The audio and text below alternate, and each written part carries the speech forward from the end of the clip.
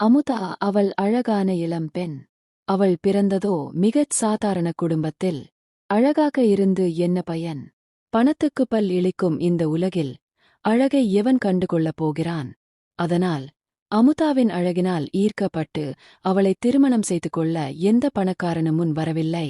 அதனால் அமுதாவின் திருமணம் அவள் எதிர்பார்த்தபடி நடக்கவில்லை. அவள் ஒரு சாதாரண கிளார்க்குக்கு வாழ்க்கைப்பட்டாள். அவன் கல்வி இலாகாவிலே வேலை பார்த்து வந்தான். அமுதா தனது குடும்ப வாழ்க்கைச் சூழலையும் மீறி தனது ஆசைகளை வளர்த்துக் கொண்டாள். அவளது ஆசைகளுக்கு அளவு இல்லாமல் போய்க்கொண்டே இருந்தது. விலையுயர்ந்த சேலைகளாலும் நகைகளாலும் தன்னை அலங்கரித்துக் கொள்ள வேண்டும், வசதியான வீட்டில் குடியிருக்க வேண்டும், வீட்டுக்குள் அலங்கார விளக்குகள் தொங்க வேண்டும், திரைத்துணிகள் தொங்க வேண்டும், மூலைக்கு மூலை பெரிய சாய்வு நாற்காலிகள் வேண்டும், அடிக்கடி நண்பர்களுடன் இருந்து விருந்து உண்ண வேண்டும், பணக்காரர்களுடன் பழக வேண்டும், தான் வாழ்கிற வாழ்க்கையை பார்த்து எல்லோரும் பொறாமைப்பட வேண்டும். இப்படியாக அமுதா தனது மனதில் ஆசைகளை அடுக்கி வைத்துக் கொண்டிருந்தாள். நினைப்புதான் பொழப்பை கெடுக்கும் என்று சான்றோர் சொல்லிச் சென்றதை அமுதா காதில் போட்டுக் கொள்ளவில்லை என்றே தெரிகிறது. அதனால் அவள் மனதில் ஆசைகள், கனவுகள், சஞ்சலங்கள் ஆழமாக வேரூன்றியிருந்தன. ஆனால் அமுதாவின் யதார்த்தமான வாழ்க்கை நிலை என்ன தெரியுமா? அவளிடம் நல்ல சேலைகள் இல்லை, நகைகள் எதுவும் கிடையாது. இந்த நிலைமையை பார்க்கும்போது அவளுக்கு வெறுப்பும் கோபமும் ஆத்திரமும் ஏற்பட்டன. கணவனிடம் பேசும்போது முகத்தை சிடுசிடுப்பாகவும் கடுகடுப்பாகவும் வைத்துக் கொண்டாள். வாழ்க்கையே அவளுக்கு வெறுப்பாக இருந்தது. இப்படிப்பட்ட நிலைமையில் சாயங்காலம் ஒரு நாள் அமுதாவின் கணவன் அதிக உற்சாகத்துடன் வீட்டுக்கு வந்தான். அவன் முகத்திலோ பெருமை வழிந்து கொண்டிருந்தது. அவன் கையிலோ பளபளப்பான கவர் ஒன்று இருந்தது. அமுதா கவரை வாங்கினாள். அதை பிரித்தாள். உள்ளே ஓர் அழைப்பிதழ் இருப்பதைக் கண்டாள். மந்திரி வீட்டில் விருந்து. இன்னும் ஓரிரு நாளில். அதற்கான அழைப்பு இதுவே அந்த அழைப்பிதழில் குறிக்கப்பட்டிருந்தது.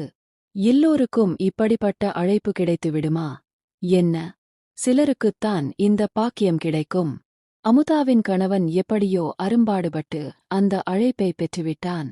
அழைப்பை பார்த்ததும் தன் மனைவி முகம் மலர்வாள் என்று அவன் எதிர்பார்த்தான். ஆனால் அவன் எதிர்பார்த்தபடி நடக்கவில்லை. அமுதா கவரை மேசை மீது வீசி எறிந்தாள். இதெல்லாம் வேண்டுமென்று நான் உங்களிடம் கேட்டேனா என்று கணவன் மீது சீறி விழுந்தாள் அமுதா.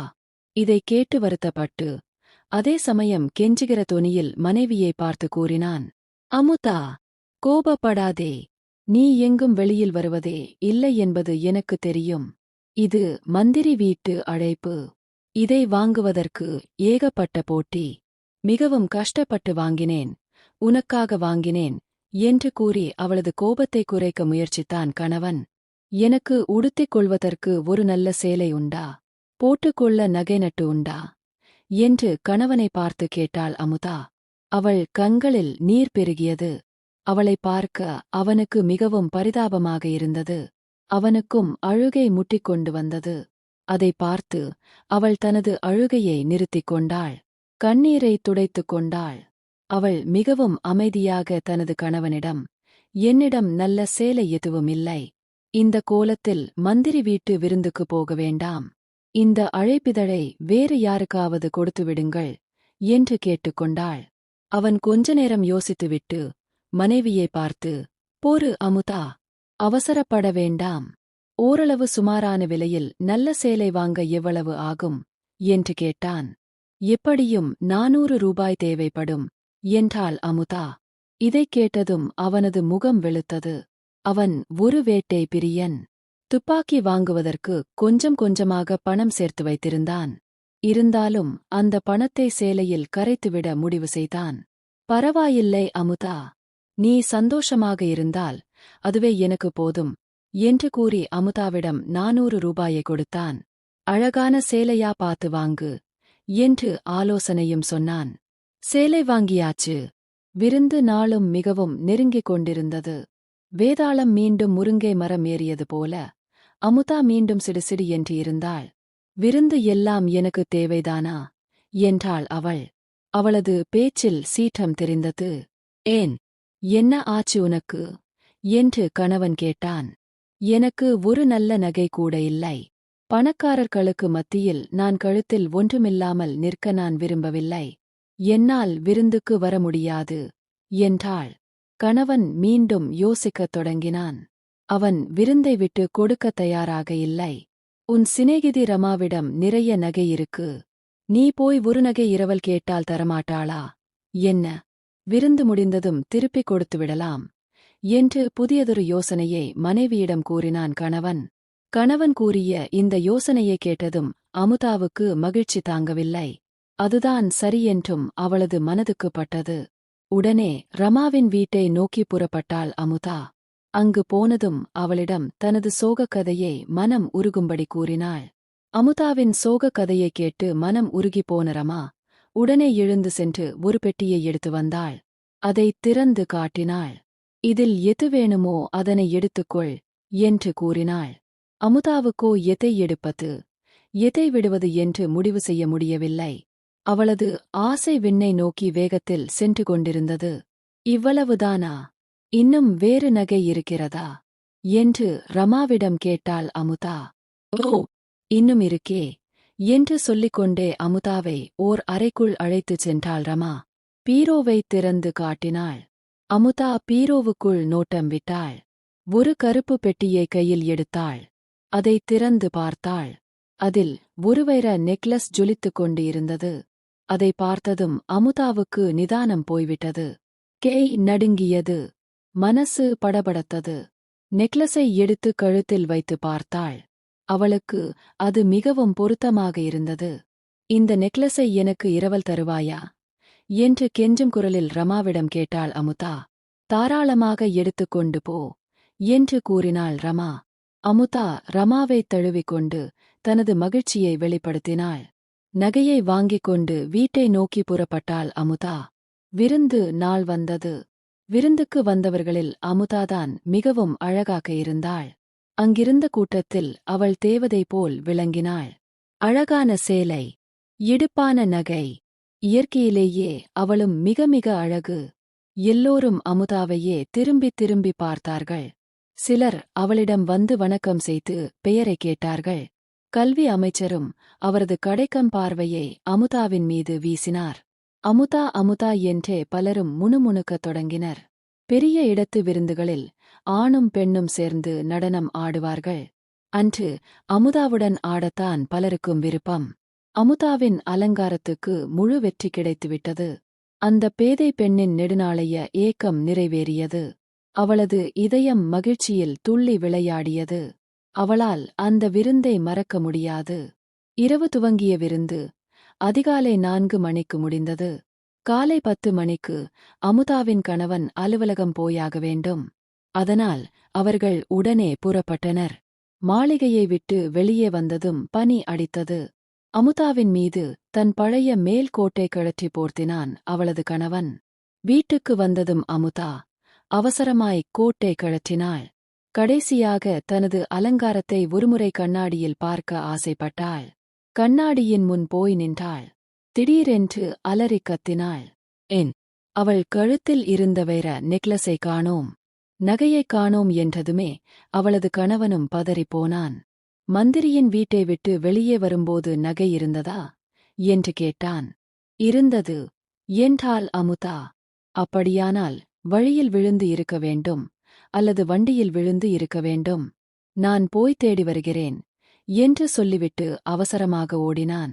அமுதாவின் கணவன் பாதையில் தேடினான். நகை கிடைக்கவில்லை. ஏறி வந்த வண்டி எது என்றும் தெரியவில்லை. இருந்தாலும் எதிர்ப்பட்ட வண்டிக்காரர்களிடமெல்லாம் விசாரித்தான். நகை கிடைக்கவில்லை.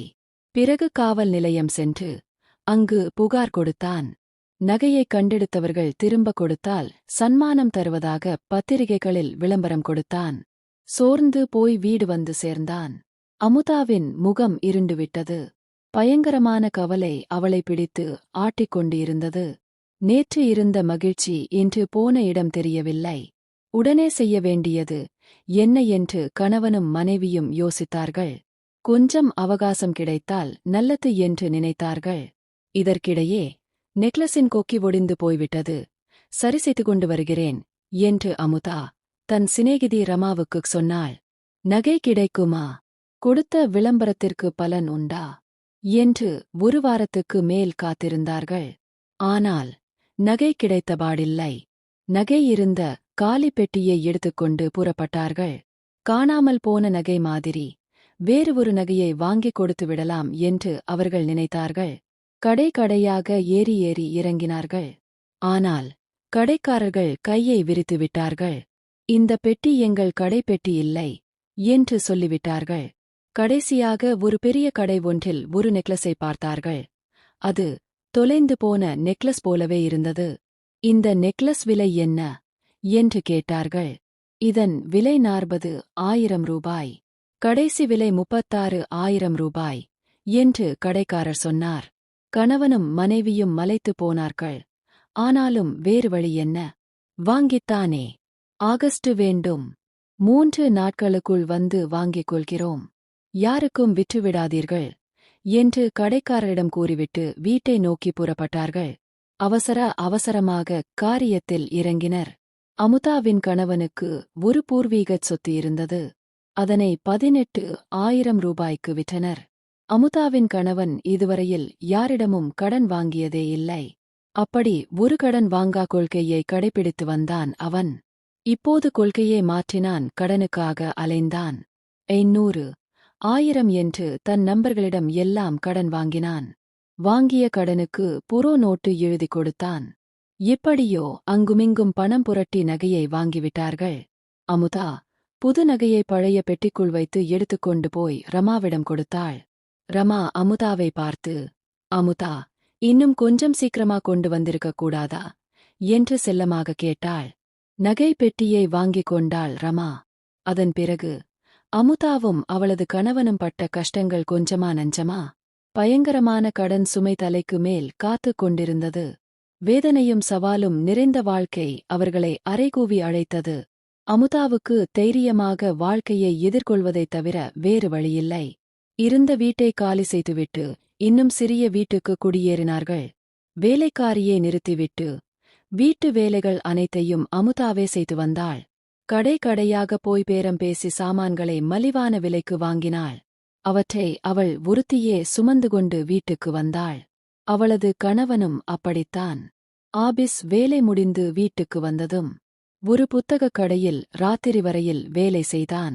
இருவரும் மாடாக உழைத்தார்கள். கடன் கொஞ்சம் கொஞ்சமாக குறைந்தது.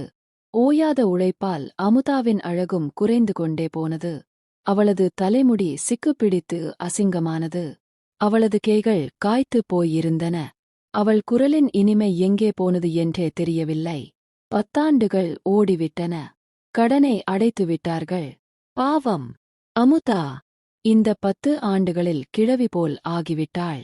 ஒருநாள் ஞாயிற்றுக்கிழமை வீதியில் ஓய்வாக அமுதா நடந்து போய்க் கொண்டிருந்தபோது ரமாவை பார்த்தாள். 10 ஆண்டுகளுக்குப் பிறகு இப்போதுதான் பார்க்கிறாள். ரமாவுக்கு அமுதாவை அடையாளம் தெரியவில்லை. அமுதா அவளிடம் பேசியதும் யார் என்று தெரியாமல் ரமா முழித்தாள். நான்தான் அமுதா என்றதும், நீயா? அட நீயா என்று ரமா திகைத்துப் போனாள். அமுதாதான் பட்ட கஷ்டங்களைப் பற்றிய பூரா விவரங்களையும் சொன்னாள். இரவல் நகை தொலைந்து போனது பற்றியும், விலை கொடுத்து புதிய நகை வாங்கியது பற்றியும், அதன் விலை 36,000 ரூபாய் என்றும் அமுதா கூறினாள். அமுதா கூறியதை கேட்க கேட்க ரமாவுக்கு தலை சுற்றியது. ரமா உருகிப் போனாள். அவள் அமுதாவின் கையை பிடித்துக்கொண்டு, அடி பாவி மகளே, உனக்கு நான் கொடுத்தது வேற நெக்லஸ் இல்லை. அது போலி வெறும் கவரிங் நகை. 500 ரூபாய் கூட பெறாது. அதற்கு போயா இந்த பாடுபட்டாய் என்றாள். அமுதாவின் முகத்தில் பேய் அறைந்தது போல் இருந்தது. ஒரு கவரிங் நகை அவளது வாழ்வையே சிதைத்துவிட்டது. இழந்துவிட்ட வாழ்வையும் அழகையும் நினைத்துப் பார்த்தாள் அமுதா. ஒரு சின்ன பொருள் கூட வாழ்வைச் சிதைத்து விடுகிறது என்பதை இக்கதை மூலம் அறிக. மீண்டும் ஒரு நல்ல கதையில் சந்திப்போம். நன்றி. வணக்கம்.